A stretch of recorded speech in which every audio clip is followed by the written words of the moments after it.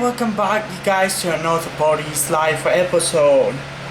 Today's video we are going to be talking about a 1981 Yamaha XT250. Let's get right on into it. This right here is my 1981 Yamaha XT250. And I gotta say, this bike is an amazing bike. I mean, it's broke. I can't ride it at the moment. That's why I'm gonna make a whole series about it. But I'm gonna make a whole series about fixing this up. This is even the seat for this bike. But yeah, this thing's great. I love the way it rides, but if only the engine worked properly. This thing's supposed to be brand new. This thing was supposed to do around 70 to 80 miles an hour. The fastest I can get this one to go is probably 20 to 30. You see, there's a big difference there. I don't know if it's because of compression or the carburetor, so I've been working on fixing this carburetor for it. So it does start, run, and drive. It burns oil a little bit sometimes, so it could be the piston rings. I have no idea, but I got a pouch bike for this bike. Me and my stepdad completely tore it down, took everything, stripped it down, took every last bit out of that frame. And I got a pouch engine with it, so I threw that on here to get it going. Didn't work. So I'm gonna be working on it and trying to get it to go. I'm not putting any money into it. I'm not gonna do any putting money into it. I'm not gonna be working on the engine or anything until I find like another pouch bike for it. Or another one that I can turn this one into a pouch bike. So let's talk. So the 1981 Yamaha XT250s, I love them. They're a cool looking bike. They're actually in a movie called Wombo, the Wombo bike. So I really want to get it going just because cool. And I've also made a video in the past talking about how this is when I first got this bike. So, and I haven't watched that video for a sec, so I don't know if I told the story behind it. And I could have, but if you guys haven't seen that video, here's this one. So the story behind this dope bike is, there was a guy who lived 2 cities away from us, or 2 towns away from us basically, and his kids that they were going to be helping their father out and drain the oil, so it had no oil, and guy gets on, starts riding it, breaks down, of course there was no oil in it.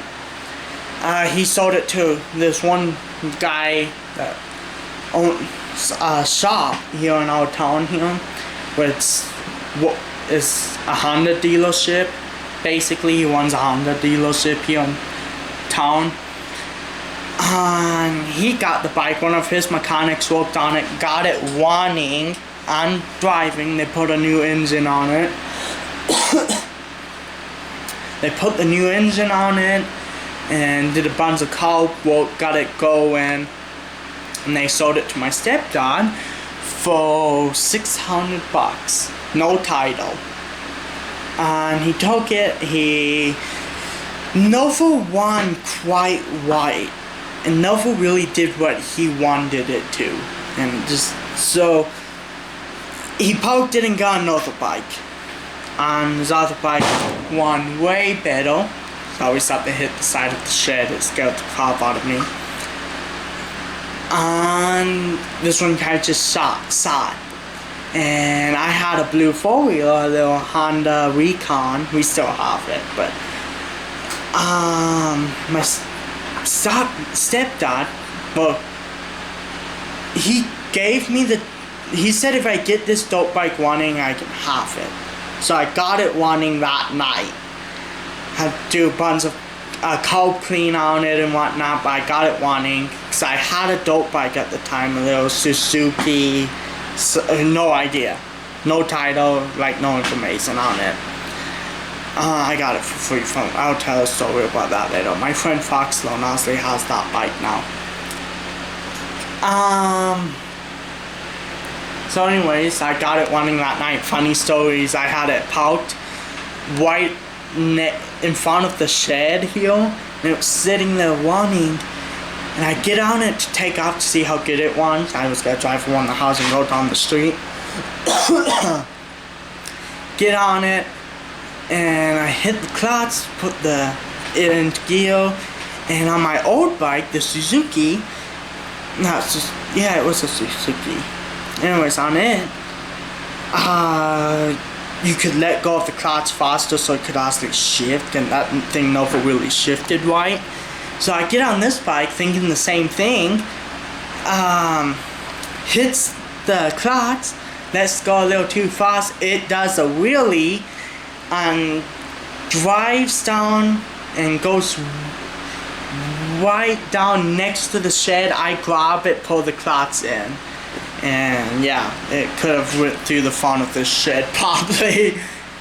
And so at that point I'm like, holy fuck, this thing has some power. So I started working on it, I started driving it more. Never get it over 30 miles an hour. Just never could. And took down a couple of rides and I blew the head gasket in it.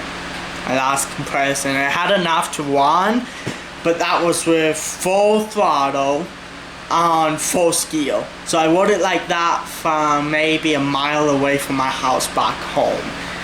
Yeah, it's spraying oil out the side and I'm like, it's done. It's gonna break down. Get back, it's perfectly fine. I pull the head gasket out of parts engine we had. Actually, the original engine, when my stepdad bought it from the Honda dealership, they gave him the parts engine for it too, for free. And so I put that head gasket in, and it's going just fine, eh? It wasn't going. I got maybe 10 more miles an hour. I was able to do like 40 on it, and I got home and it started like squealing. It's like super loud.